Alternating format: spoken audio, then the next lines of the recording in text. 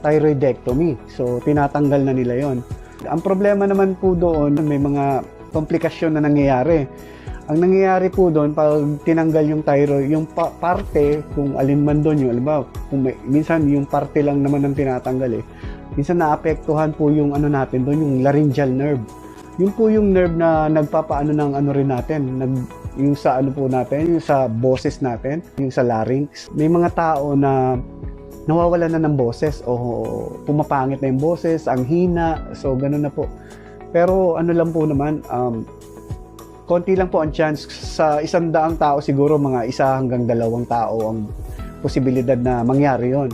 Tapos po, minsan na-damage naman yung parathyroid gland, yung nagre-regulate ng calcium natin sa katawan. So pag na-damage yun, ang ginagawa iinom yung tao ng calcium supplement at minsan iinumin niya yon habang buhay na.